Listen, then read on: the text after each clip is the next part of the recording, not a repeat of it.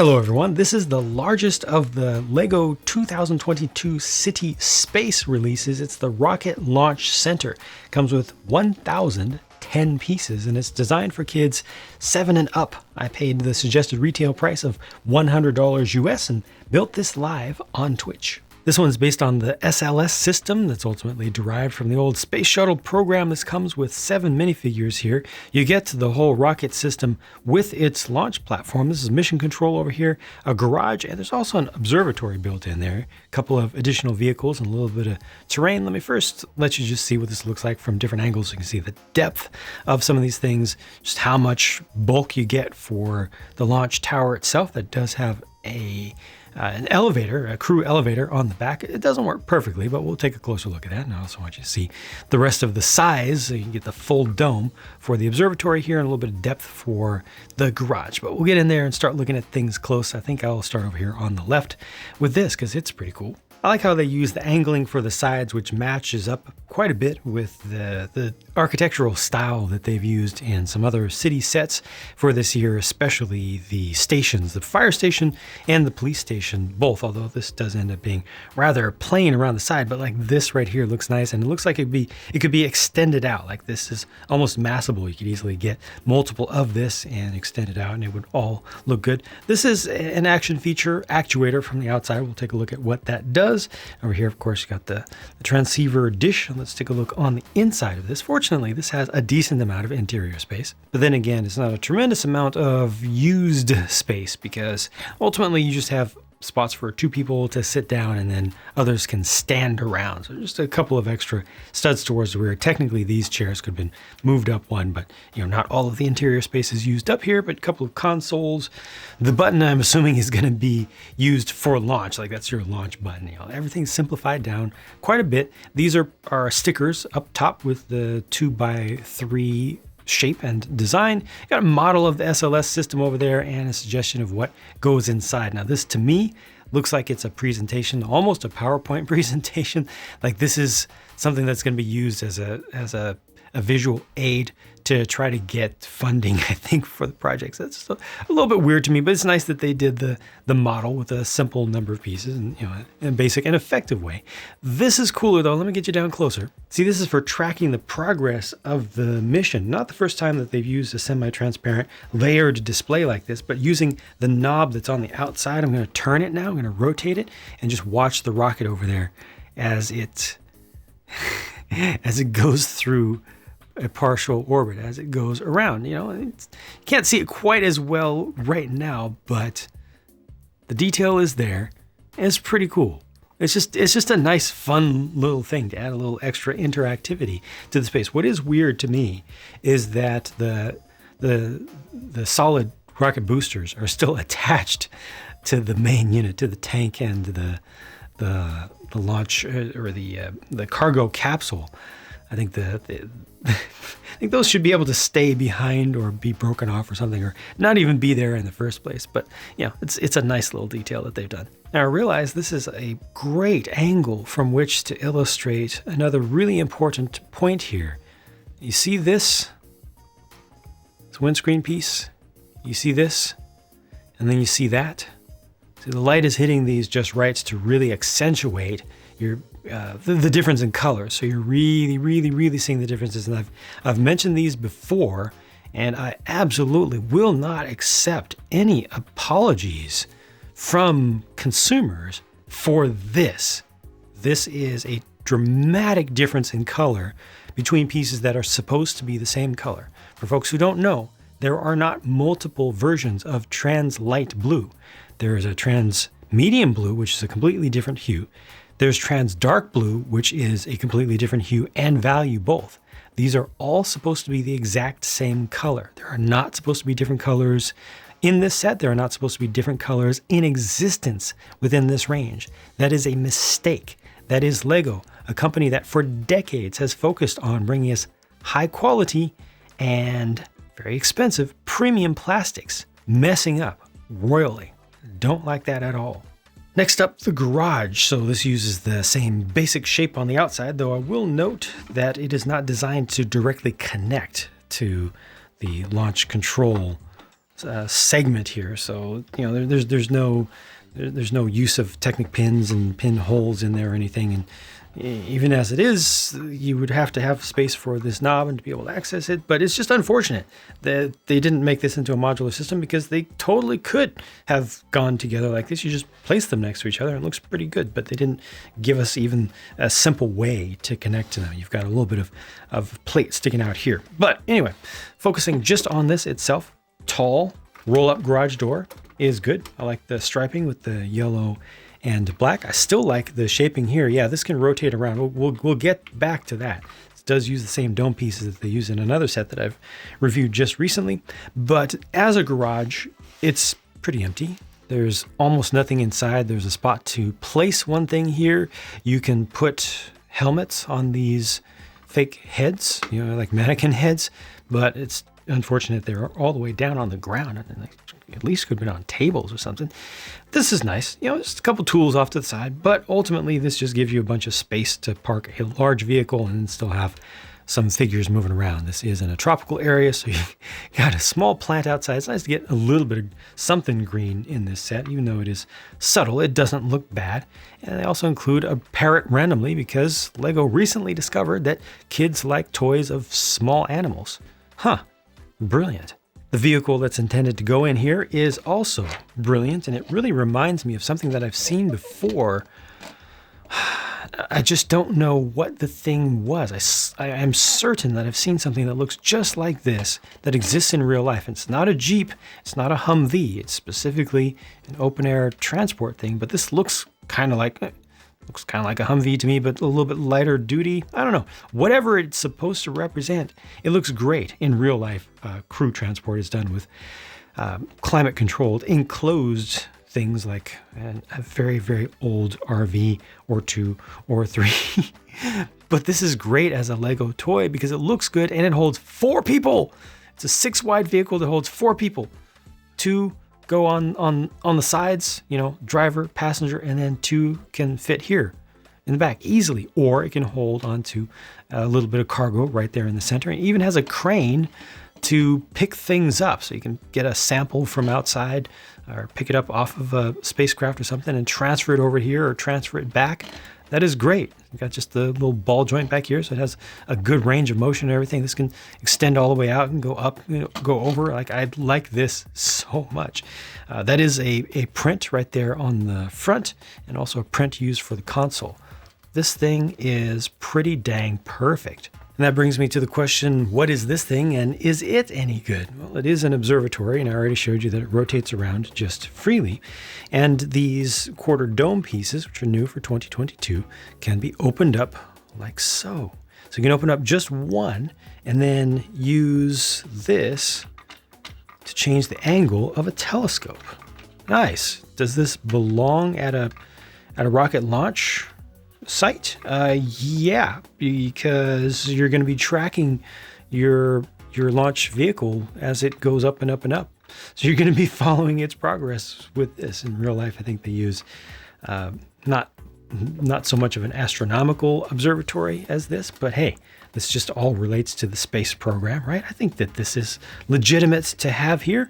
Oh, it does open up all the way, and you've got a microscope, simple small microscope over here, a small computer control pad up here with a wonderful wonderful sticker on it. So it's showing a nebula that you're able to observe from a distance, and randomly they just included a quadcopter because it just gives you something else to play with. If you don't like this, if you don't think it's relevant, no big deal. But yeah, it just gives you something additional to play with. I should point out that the little microscope kind of works because it does have the magnifying glass on there, and that is supposed to represent some life that was found in space. So this is where you do a little bit of analysis of a sample that's been brought back by your successful mission. Now, either for training purposes or to simulate your destination where you're going to be sending your mission, this is just a little bit of terrain, and you got a little bit of fire coming up from below. I don't know if this was intended to be a plant that was planted by astronauts or what, but this is the source of many of the things that you're going to be analyzing later on.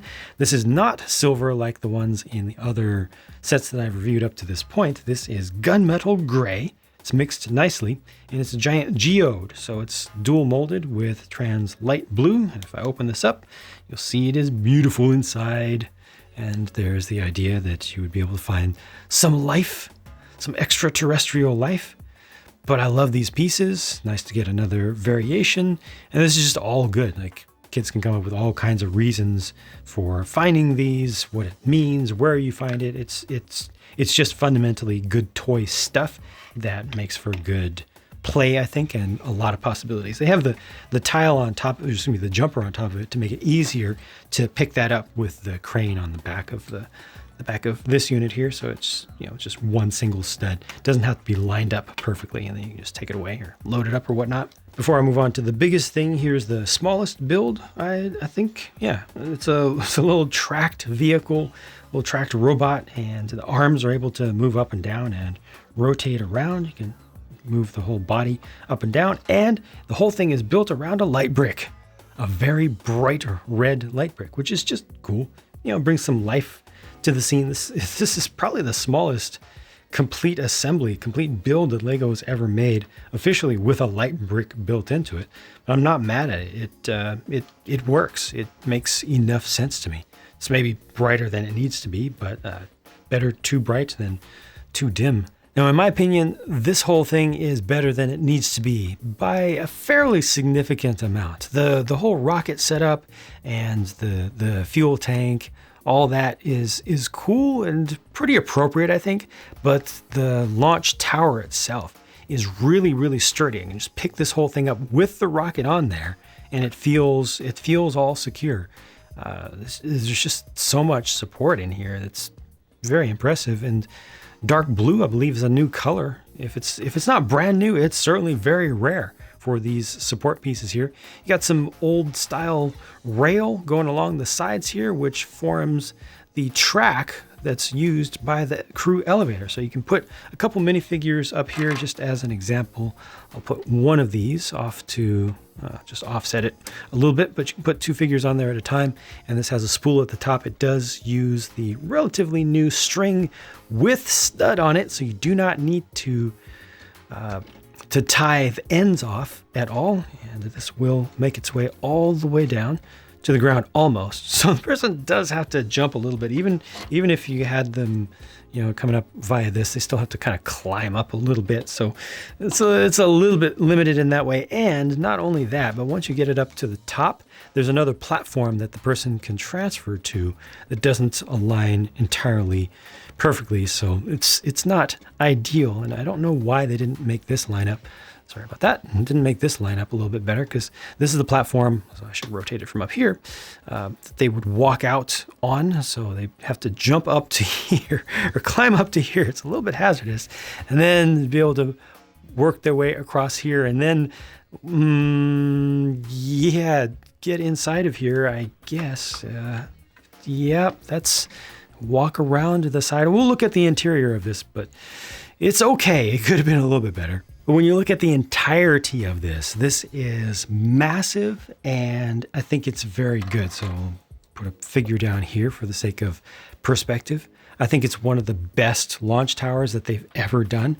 And also the whole SLS system is not entirely realistic. It's actually better than realistic for play. So let me rotate this out of the way, and I also want to show you one little tiny feature that they included down here at the base. This is refueling or venting down here. When you take off with the whole system, watch these. They will automatically disengage. See? And just move off to the side. The whole thing gets centered in place. It's not attached with any studs or anything, but it's secure enough. Yeah, this is able to rock back and forth, but it's not going to fall off. Also, underneath there, you'll see the water shock deadening system. I don't know the exact name of that. It's not the key thing. It's not the most important thing right here, but I don't study rocket launch systems myself, so I just don't happen to have that word or term off the top of my head, and hopefully folks will be interested in other things in the video as well, and not just that. But let's take a better look at this here. This does look good from all angles. That's an important thing to point out, because it's not always the case. But this is built up pretty well, uses inverted slopes on, or excuse me, inverted curves on one side and just regular curves on the other, so that it's fairly symmetrical around the center of the tank. The rocket boosters on the sides don't have the largest exhaust for them. The main engines down the center are made with beehive pieces with cones inside, and that works just fine for me. I have no problem with that. There are no weird colors around this. Like, this looks surprisingly good and believable for something that's just in the city line. You know, it doesn't guarantee absolute accuracy, but I think it looks pretty good. And then you are able to fairly easily separate the boosters off. They don't use Technic pins here. Those are Technic bricks, so they don't come out. You don't have to worry about one staying in here and one popping out down here or anything like that.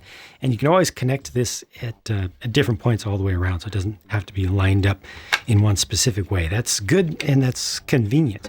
And you can toss these off or pretend that they're going to be recoverable if you want. And then this is split up into multiple sections. So as it's being built, you do separate sections, but you can also always do this later on if you want. If you want to see that as a different stage, you can.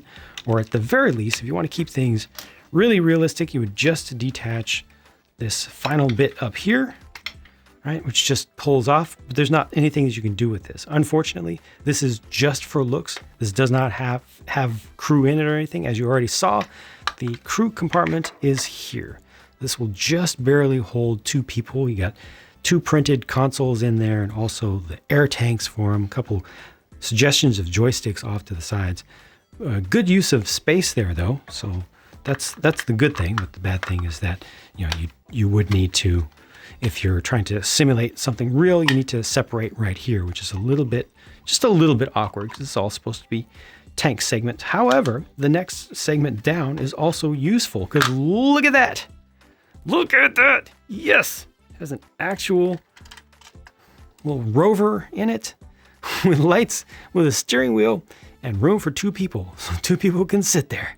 That's kind of all you need. Although one would have to be attached with only 2 of the studs at the back if they both have air tanks on. So that's one thing to watch out for. But it will work. And the fact that all of this space is being used up is really good. And alternately, if you want to put some other cargo in there, you can. And again, these sections are just connected with a couple of the 2x2 parts. And then this section down here is also used. You got the octane fuel tank in there.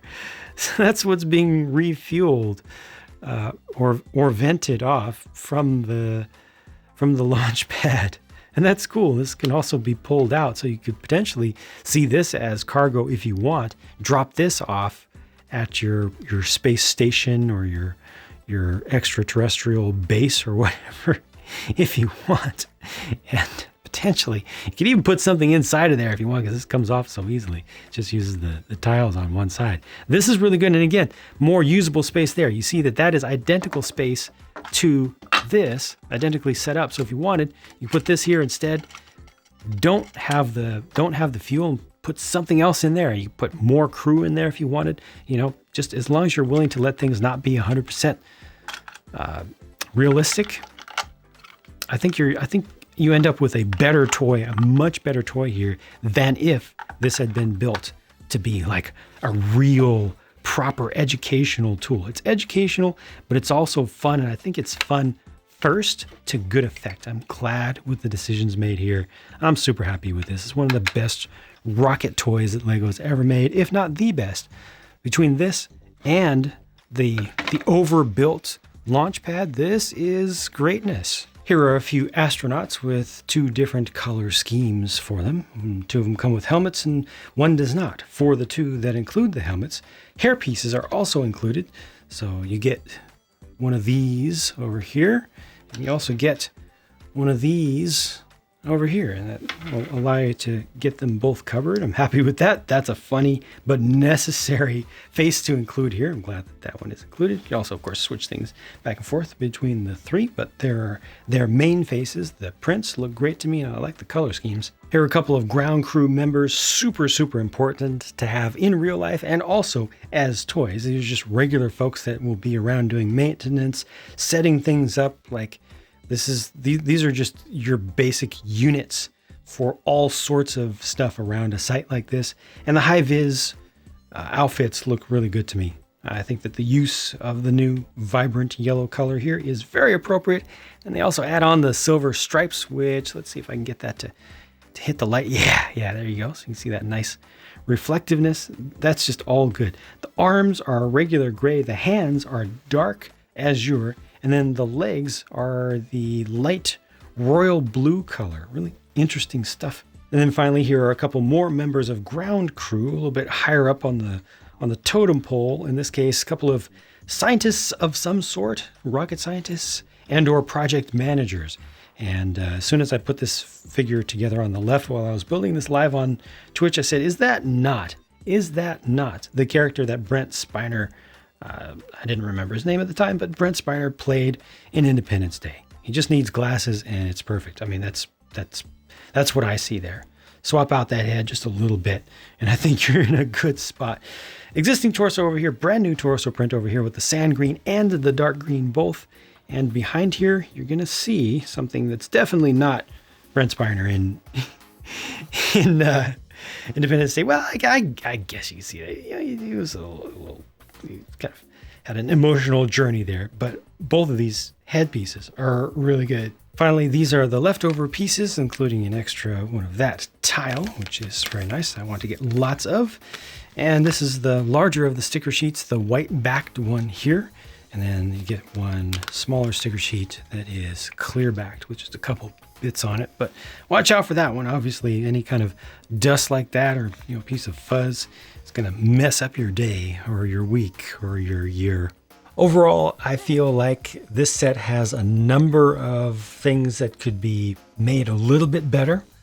Very few things that could be made a lot better for what they are and for the suggested age range and complexity of a 7+ set. For the price, $150, well, I would like this, honestly, I would like this to be about $120, but I can mentally stretch out to about 130, 135 is pushing it. Like 130, I feel like is being as generous as I possibly can be. Being accepting of ridiculous inflation, being accepting of Lego being a premium product, even though that is not indicative of premium plastic making there. Just saying, I'm not going to let that go. But being as generous as I possibly can be, $130, I can see for this much stuff, because each thing that's here is good and has a lot of playability, a lot more than usual. 150 does definitely feel like too much, but if you happen to live in a region where you have access to sets being on sale as soon as they're released, fantastic. I don't live in that sort of world myself. Not all regions have that. There's some retailer exclusives on some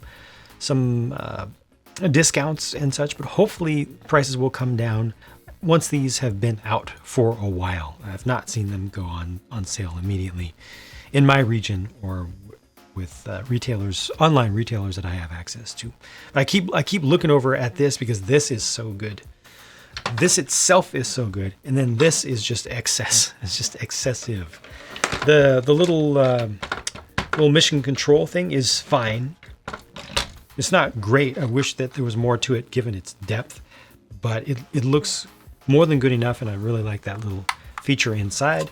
This is nice. Does look a little bit plain in the end, but I'm glad that it didn't have to include a bunch of extra stickers, and it provides a bunch of extra play value. I do like the one sticker that's used inside of this, and yeah, it makes sense. The garage not having a lot in it makes sense. You can put a vehicle in there, still have figures around. The figure selection is good. There's a lot of really good, and this is darn near perfect. Darn near perfect. This is lightning in a bottle right here. This is once in a lifetime. I don't think they've ever made a 6-wide vehicle that's more useful than this. Holds 4 figures easily and is like off-roady, and it looks good on display, and it has the extra functionality of a crane on the back. It's so good. So good. The geode is good. Yeah, lots of good, lots of happiness, lots of satisfaction. It's appropriate for the age range, 7+. The complexity is good. I could almost see it being 6+ in the way that it's built, because it's really not too complex, but I guess some things with the Technic stuff you have to put together over here is stretching things a little bit forward. Not having to tie the string for the elevator over here at either end. Thank goodness. Thank goodness. Yes. Yes. It is a successful design, a very successful design. Could have been tweaked a little bit to make it better. Probably would have changed the price, maybe. Overall, I'm happy. I'd like to see it a little bit cheaper. Hope that you've enjoyed this review. Thank you for watching. I will keep working to bring you more content and talk to you again soon.